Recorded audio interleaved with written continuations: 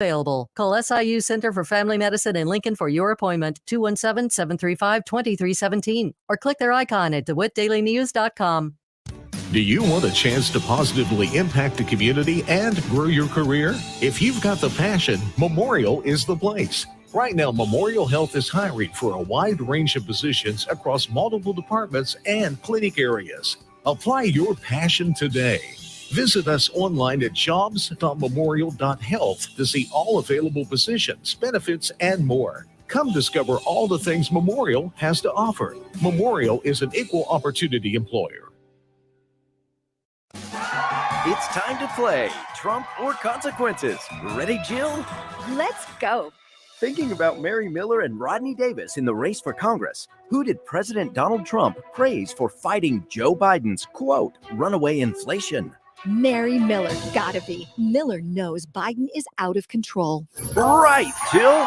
Next, who did Trump endorse for Congress? Mary Miller. I know Trump backs Miller. Correct. Miller has Trump's complete and total endorsement. Last question. Who is one of the very few Republicans in Congress to actually praise Joe Biden? Who did that? Rodney Davis. So why would a Republican back Davis? Good question. Because if you stand with Trump, Mary Miller is the right answer for Congress.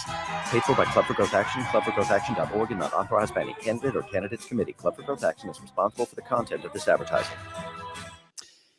7 minutes after 8 o'clock here on this Tuesday morning under partly cloudy skies in Clinton. It is currently 81 degrees and feels like 89. News time, 8 minutes after 7 o'clock. WHOW News brought to you by Baum Chevrolet Buick in Clinton, your Silverado headquarters. And the morning show streams to Facebook and YouTube, brought to you by Peterson Insurance, your Pekin Insurance agent in Clinton. Glow Bingo is a growing trend in the gaming world, and the Warner Hospital Foundation is excited to host a special event of Glow Bingo Friday, June 24th. Director of the foundation, Kurt Homan, on the WHOW Morning Show Monday, told Regional Radio, Glow Bingo brings bingo to a new level with musical entertainment that is glow in the dark. Glow Bingo is sneaking up on us. It's less than 2 weeks away, and I couldn't be more excited for the event. It's a super fun event. It is Friday, June 24th. It's at the Lincoln Banquet Center. Doors open at 6, and bingo starts at 7 p.m. You know, people hear the word bingo, and they know exactly what bingo is. Mm-hmm. And some people think, oh, yeah, gosh, that's kind of boring. Or Glow Bingo is a hyped up, jazzed up, rock and roll, I guess, sort of bingo. So it's glow in the dark. That's how it gets the name. So black lights, glow in the dark. There's music. There's a high energy DJ bingo caller that's there. It's a super, super fun event. For those that have been there, they know exactly what I'm talking about. And from those that haven't been there, it's unlike any bingo experience that you've ever. Most importantly, it supports a great cause with Warner Hospital. There will be a cash bar at the event and light snacks provided by the foundation, as well as prizes. Homan is working on some giveaways like raffles or 50-50s. So there are 10 games that'll be played, and it'll go pretty quick. Once they start, it's pretty high energy. Most people stay close to their seat the entire time. So they keep the evening rolling pretty quick. So it's not a super, super late night for those that are worried about that by any means. So every game has a cash prize. We'll also do some giveaways. We did have a local restaurant give us some gift cards, so we're going to do some giveaways in there. If we can get some additional sponsors, we may increase certain things. So we're going to have some fun. It'll be a fun evening for sure. So there's a cash bar, and then we'll have some snacks that the foundation has provided as well. So there'll be some food, but there won't be dinner. So I want to prepare everybody for that. Eat before you come, but certainly there's a cash bar and snacks available. Homan is in roughly his 6th month as the director of the hospital foundation and is tasked with increasing the fundraising of the foundation. He explains more events like Glow Bingo and golf outings will be a part of future events for the community to support them in their efforts of supporting the city-owned facility. The foundation does have a couple of specific projects in mind. One is a heart monitor item. You know, depending on the amount that's raised with this event, it will depend on what comes up down the road. Really, with the addition of adding a director, you know, adding me, the foundation board took the role that, hey, we are going to ramp up our fundraising and our fundraising activities and events. So we do have a golf outing also coming up in September.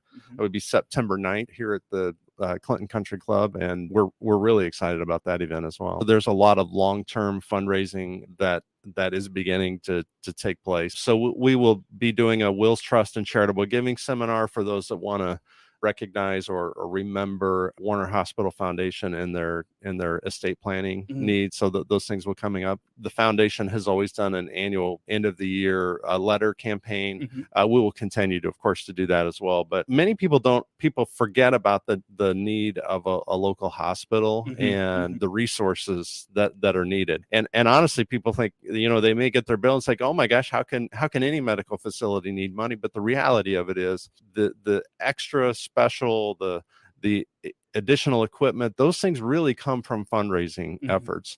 And we are so blessed to have Warner Hospital in this area, not just, you know, in terms of course, medical services, but in terms of jobs, in terms of economic benefit, in terms of, there's so many things on and on and on that we could go, that people that may not even say, well, I don't necessarily use that facility, they're still benefiting from it as well. And they really they ought to consider using the facility if they're not. Homan reminds the event again is Friday, June 24th at the Lincoln Banquet Center in Lincoln, with doors opening at 6. Bingo begins at 7. He encourages those attending to dress to the glow-in-the-dark portion of the event. Get more information or tickets by visiting glowbingo.com, then doing a search for Warner Hospital. You can also get a hold of Melissa White at the hospital by calling 217-935-9571. The first extended heat wave of the summer is upon us, and based on information coming from weather professionals, there's sure to be an abundance of heat this summer. As we cope with the heat, Second Chance for Pets is sending out a reminder. Pets need protection from the heat as well. Heather Wantland says if you're hot, your pet is likely hot as well. So make sure they have at least some shade and cold water to drink. You know, if it's hot for you, it's hot for them. Keep that in mind. If you're sitting in a parked car and it's not running, you cannot leave your dog in a parked car. If they're outside, they need to be provided for. Obviously, with this weather, with this type of heat and humidity, it's best to bring your animals indoors if you can. If you cannot, then please provide, cold, cool water, shade. Absolutely, shade makes a huge difference for these animals. Wind flow, when the humidity is like this and there's just no stagnant, there's no air moving, anything you can do, even if you could hook up a fan, something will help. If you can bring them inside, bring them inside. If you can provide them with a doggy pool, go ahead and do that. Anything that you can. If you encounter a dog you suspect to be in distress, contact local authorities to do a wellness check. She says it doesn't take long for a pet to overheat and become distressed. You do happen to see a pet and you believe it's in distress and it's outdoors, please pick up the phone and call your local authorities. I highly encourage anyone in DeWitt County to please call the non-emergency police number, 217-935-9441. Let them know what you see. Again, you can be an anonymous reporter, but someone will go out, they'll either dispatch or they'll dispatch animal control out to check on the welfare of those animals. It's better to have them checked on than to call a little too late. I myself have been called in by a city worker actually during the business day, got a phone call that there was a dog and it was just laying there and hadn't responded to them even being near the yard. And I raced over there and the dog was completely lethargic, scooped it up, raced it to the vet. The people were not even home. He left the dog out. She thought he brought it in. It was a whole deal. And the dog almost died. If I had not taken it to the vet, it would have died. Its body temperature was 108 degrees. If a pet is an outside pet, Wantland encourages checking on that animal at least 3 or 4 times throughout the heat of the day and providing it with ice water. Water, even in shade, can quickly become warm in this environment. Just as soon as you notice that it needs to be changed, as quickly as possible. Your animals are out there by themselves. You're sitting in the house. I would check on them at least 3 to 4 times during the heat of the day. And if you can, provide them with ice water. If you can, provide them with a doggy pool. Shade is a must at the very minimum. And, a 10-foot tether is the law. You cannot choke them out to a tree and expect them to survive and give them just a hot box. Mm-hmm. If these animals do expire due to the weather and you are found guilty of not providing or preventing their departure from this world due to, you not getting them to a cooler environment, you will be charged. Animals are alive and they do have rights in the state of Illinois. So please do the best you can. If you need help, call the shelter. Possibly they would be willing to, take in a pet or two for a day or two, just till we get through the heat.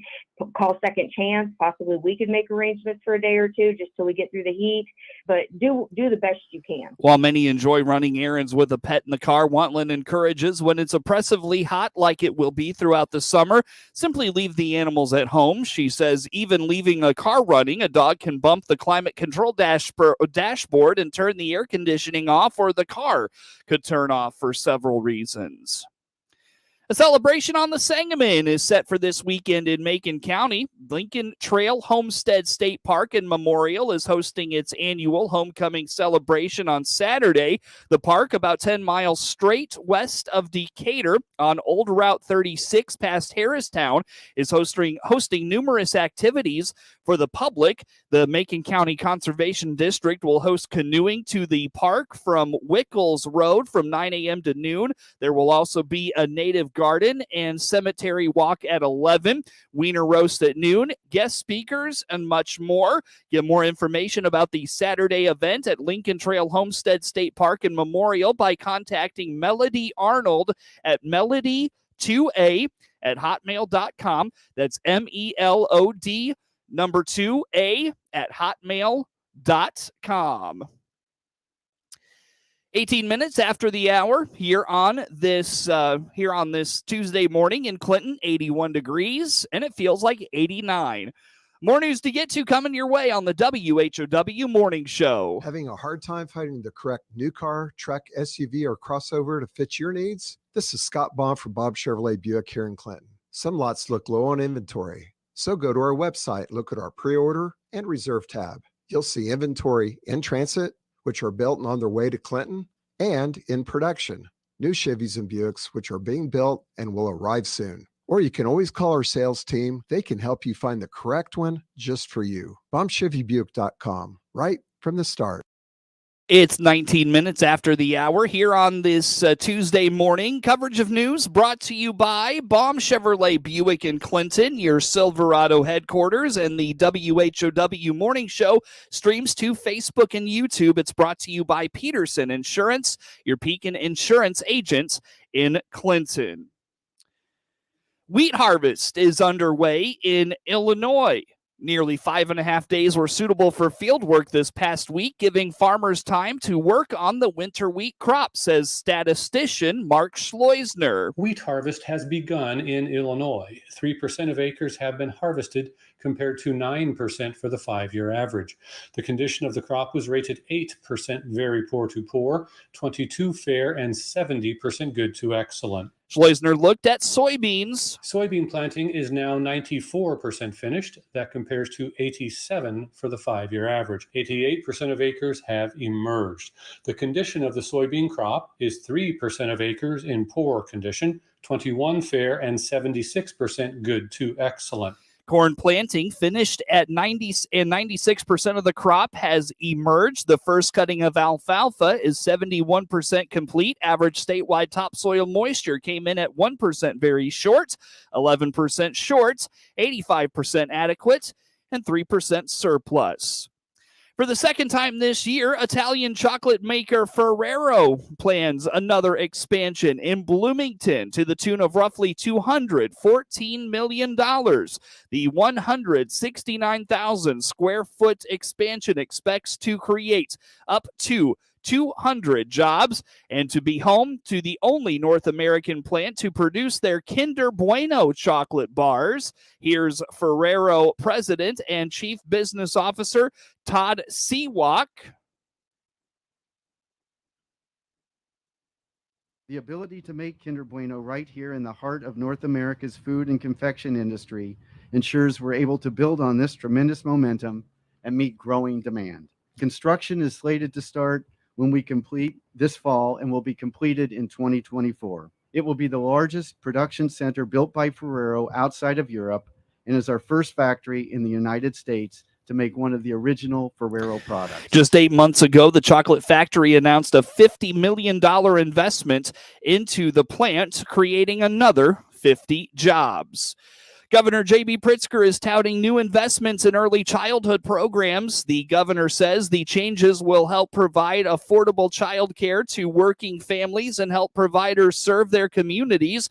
For example, an initiative set to end this month gives 3 months of daycare assistance to parents trying to re-enter the workforce, and that will continue. That's money, of course, to deal with inflationary costs, but also more money to pay staff and maintain facilities and ensure the best educational materials are available for our babies and our toddlers. Governor Pritzker says providers participating in the state's child care assistance program will receive a higher rate of reimbursement. We're now extending that program for the rest of the calendar year and expanding eligibility to parents enrolled in online education and skills training programs who are seeking to better their career. In addition, more moms and dads will qualify for the assistance program as income limits are raised, and the state is eliminating copays for families experiencing homelessness. Ag economists told a U.S. House Ag Subcommittee last week the war in Ukraine, trade wars, the pandemic, and disasters have all combined to upend calculations for the next farm bill. University of Illinois Ag economist Joseph Jansen says commodity prices and input costs will depend largely on the war in Ukraine, but other issues as well. Some resolution to that conflict will lower commodity prices both on the output side and the input side. But I think there's significant concern that even on the input side, there's a host of issues around the world that would leave input prices elevated. And that's a concern for U.S. agriculture. Especially since counter-cyclical Title I safety nets, ARC and PLC, do not help much when commodity prices are high, leaving crop insurance and ad hoc disaster aid as critical backstops, ranking Ag Republican Glenn G.T. Thompson. ARC and PLC have spent about $5 billion or 24% less than expected in the 4 years after passage of the 2018 Farm Bill. And according to USDA's Economic Research Service, farm production expenses are expected to jump by over $20 billion in 2022. Texas A&M Food Policy Center co-director Joe Outlaw suggested higher reference prices and paying the higher of either ARC or PLC each year, but also a pilot with crop-specific margin coverage. On the cost side, fertilizer, clearly fuel and labor, and there's a whole lot of things that would matter for a certain set of crops that might not matter as much for another set of crops. So we'd have to be really careful to make sure that we did it balanced, but it would be worth looking at. Outlaw says higher prices, even before the war in Ukraine, will come down, but farming costs will stay up for a while. So what worked in the 2018 Farm Bill may no longer work in the next one. The Illinois Department of Agriculture is preparing to hire 4 additional state field veterinarians. The hiring comes after $750,000 was included in this year's state budget to expand the staff. Currently, the state operates with 1 chief veterinarian and 1 field vet. State vet Dr. Mark Ernst says the additional vets will allow the department to be ready to assist in any foreign animal disease outbreak. That'll give us a lot better coverage, a lot more people that'll be able to respond to disease events, especially for foreign animal disease events. Ernst adds, at one point in time, the state had 5 field vets dispersed around Illinois. The Illinois Environmental Protection Agency is reminding the public to watch out for potentially harmful algal blooms this summer. As temperatures begin to rise, more areas of blue-green algae may be seen on Illinois waterways, says IEPA spokesperson Kim Biggs. The algae itself is not harmful. Cyanobacteria is what it's actually called, and it's a naturally occurring algae that is found in lakes and streams and ponds all over. It's when they have rapid growth in these hot, stagnant conditions, that rapid growth is called a bloom, and that's when it can produce toxic chemicals that can be harmful. Biggs explains what to look for. These types of blooms often look like spilled paint. In the waterway, we call them blue-green algae as well. So if the water has a bright green tint to it or a blue-green tint to it, even surface scums or mats and that green crust along the shoreline, you want to make sure you avoid contact with any water that looks suspicious.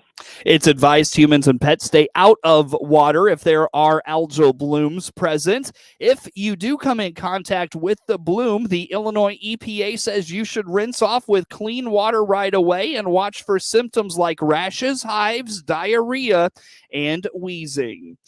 USDA has several new programs designed to make more credit available to small meat and poultry processors. Gary Crawford has more. Early this year, Agriculture Secretary Tom Vilsack told a Capitol Hill hearing on competition in the meat processing industry. We are going to come up with a very creative way to significantly expand processing capacity in this country. And USDA announced several programs that would be doing just that, with a broader goal of creating a stronger food supply chain, and particularly one that focuses on meat and poultry processing. That's Dr. Karama Neal. She heads up USDA's Rural Business Cooperative Services. She says one of these newly announced programs is called the Meat and Poultry Intermediary Lending Program, which really is a $200 million competitive grant program in which USDA awards money to eligible nonprofit lenders so they can create revolving loan funds. They loan the funds out initially. Initially, they have to be loaned to a meat or poultry processor. But as those funds are repaid, they can still be loaned to a meat and poultry processor, but they can also be loaned across the food system.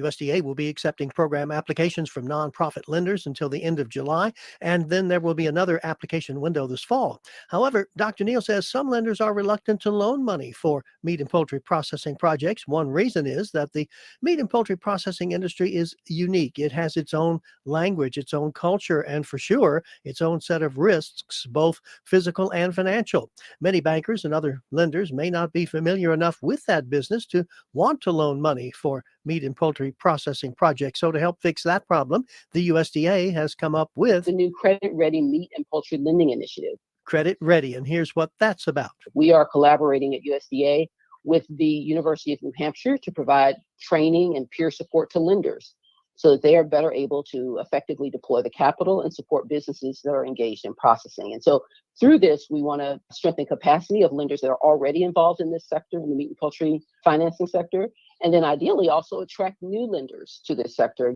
And so according to Dr. Neal, this program, in coordination with the other programs, will help increase available financing for independent meat and poultry processors, alleviate bottlenecks, and create opportunities for small businesses and entrepreneurs in rural areas. And hopefully make it a bit easier for small meat and poultry processing businesses to obtain needed credit for startup, fix-up, or expansion. And in doing so, help create a fairer, more competitive, and more resilient meat and poultry supply chain. This is Gary Crawford reporting for the U.S. Department of Agriculture. 29 minutes after the hour here on this Tuesday morning. Coverage of news brought to you by Baum Chevrolet Buick in Clinton, your Silverado headquarters. We stream to Facebook and YouTube, brought to you by Peterson Insurance. With SRN News.